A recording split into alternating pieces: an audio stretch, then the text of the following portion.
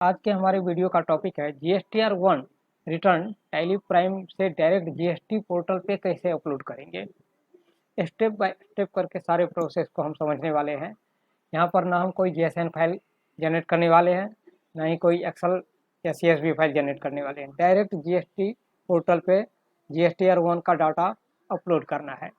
तो ये किस तरह से करेंगे वो हम वन बाय वन करके समझने वाले हैं। इसमें सबसे पहले आप क्या करेंगे कि चेक कर लेंगे अपना GSTR 1 का डाटा कि कोई भी एरर इसमें है तो नहीं। अगर एरर है तो उस सब को आप पहले ही सही कर लेंगे। अगर एरर होगा तो अपलोड होने के बाद आपको बता देगा कि यहाँ यहाँ एरर है, फिर उस एरर को आपको दोबारा सही करना पड़ेगा और फिर उसे री अपलोड वाले ऑप्शन पे जाकर क्लिक करेंगे तो दोबारा से वो अपलोड होने लगेगा। लेकिन ये एरर ना आए उससे पहले ही आप इसे एक बार ज़रूर वेरीफाई कर लें अपनी तरफ से। जैसे कि यहाँ से डिस्प्ले में चले जाएंगे, स्टेटरी रिपोर्ट में चले जाना है, आपको GST में आ जाना है, रिपोर्ट में स्टेप फॉलो करना है ऐसे ही, और यहाँ से आपको एंटर करके आ जाना है GSTR 1 में और एंटर प्रेस करना है। एंटर प्रेस करने के बाद जिस भी मंथ या क्वार्टर का आप रिटर्न फाइल करेंगे वो आप यहाँ से सेलेक्ट कर लेंगे। जैसे कि यहाँ पे मेरा क्वार्टरली है तो यहाँ जुलाई से लेकर सितंबर तक हम यहाँ पर ले लेते हैं। यहाँ पे हमारा डाटा आ गया है, हम चेक कर लेंगे ऑल टैप ऑन प्रेस करके और यहाँ से रिटर्न व्यू पे चले आएंगे। रिटर्न व्यू पे आ जाने के बाद यहाँ से इसको चेक कर लेना है, आपका HSN सही है कि नहीं वो चेक कर लेना है। डॉक्यूमेंट समरी ये सब कुछ आपको वन बाय वन करके चेक कर लेना है। इस सब को चेक करने के बाद अब आपको यहाँ से चले आना है बैक। यहाँ पर आने के बाद अब आपको यहाँ से एक्सचेंज वाले ऑप्शन पर क्लिक करना है, यहाँ से ऑल GST ऑप्शन पर क्लिक करना है और नीचे फाइल GSTR 1 इस पर क्लिक करना है। क्लिक करने के बाद यहाँ से आप पीरियड सेलेक्ट कर लेंगे F2 प्रेस करके या यहाँ पर क्लिक करके, और यहाँ से जिस भी क्वार्टर या मंथ का चाहिए वो आप सेलेक्ट कर लेंगे। जैसे कि यहाँ पे मैं क्वार्टरली कर रहा हूँ तो यहाँ जुलाई से सितंबर तक हम ले लेंगे और एंटर करेंगे। और अगर आप JSON आपको चाहिए, JSON फाइल जनरेट करके फिर अपलोड करना है तो फिर इसके लिए आपको जाना पड़ेगा यहाँ से एक्सपोर्ट वाले ऑप्शन में। यहाँ से आ जाना है आपको GSTR रिटर्न में और यहाँ से GSTR 1 सेलेक्ट करना है। अब आपके सामने जिस भी पीरियड या मंथ का चाहिए वो आप यहाँ से सेलेक्ट कर लेंगे, एंटर करेंगे तो यहाँ पर आपको एक्सपोर्ट का ऑप्शन मिल जाएगा।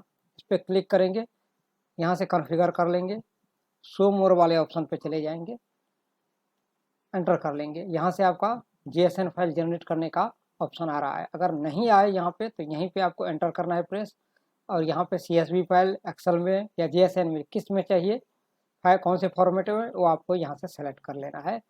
और यहाँ से आपको सेपरेटली चाहिए B2B का अलग, B2C अलग, HSN अलग और डॉक्यूमेंट समरी अलग, तीनों फाइल अलग अलग चाहिए चारों तो यस करना है, और एक ही में चाहिए तो इसे नो करना है।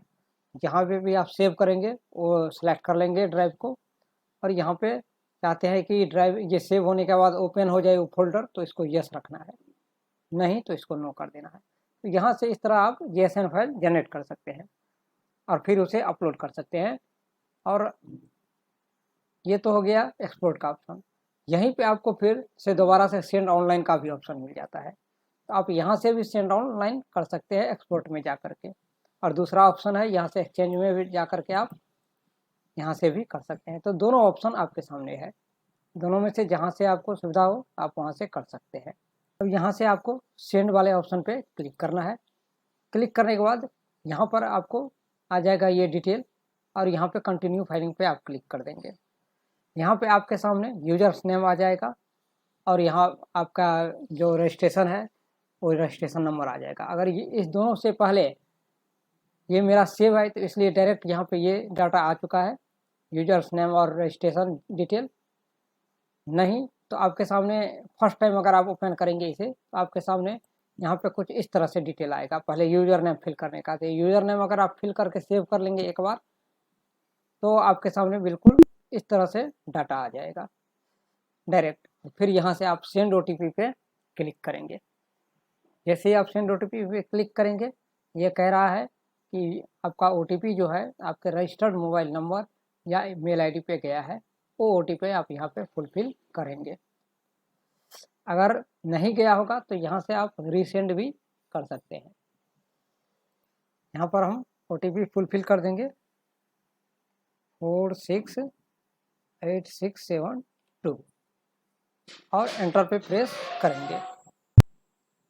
प्रेस करते ही ये देख लीजिए structure change, navigation, F1, alternate, जो भी एरर है आपके सामने वो सब कुछ यहाँ पे शो हो रहा है।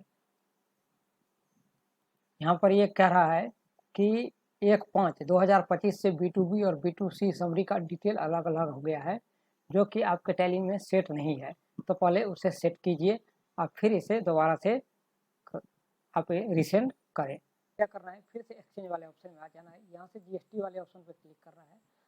अब ये तो एक बार लॉगिन हो गया है, OTP देने के बाद ये आपका लॉगिन हो गया है। दोबारा से आपको लॉगिन करने की या OTP की ज़रूरत नहीं पड़ेगी। अब यहाँ से हमने फाइल रिटर्निंग वाला पे सब कुछ जा करके चेक कर लिया। अब सबसे पहले हम डाटा को अपलोड करेंगे। इसके लिए अपलोड GST रिटर्न पे क्लिक करेंगे और एंटर करेंगे।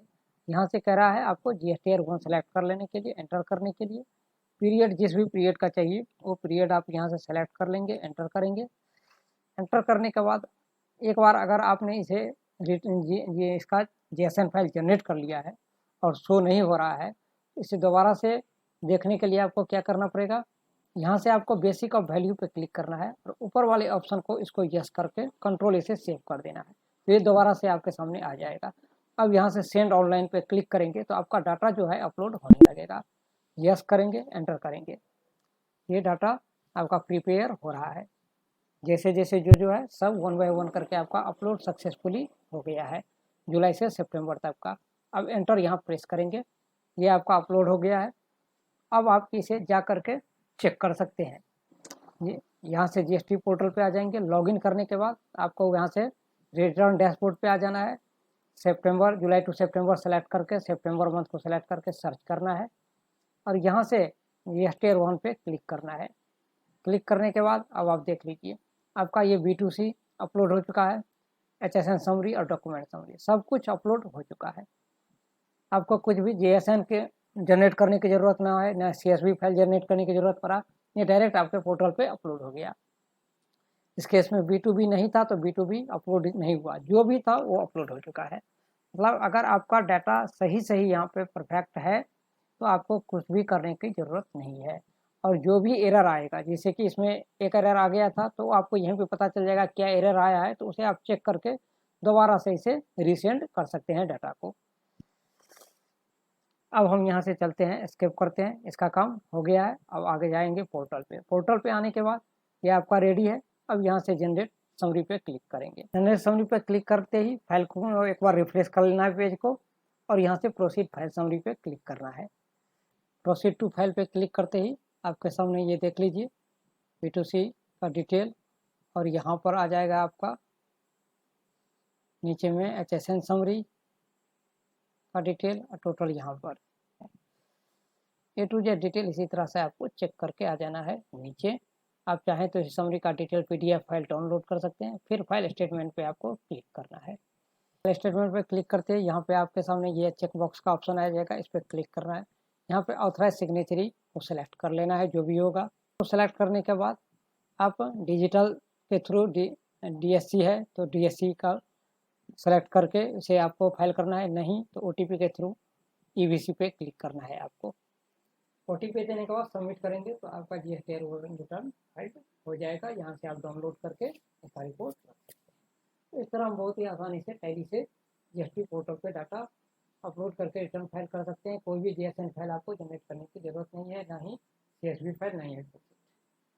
आपका एरर भी टैली में ही सही हो जाएगा और वहीं से आप अपना दोबारा से रिसेंड करके डाटा अपलोड करके रिटर्न फाइल कर सकते हैं।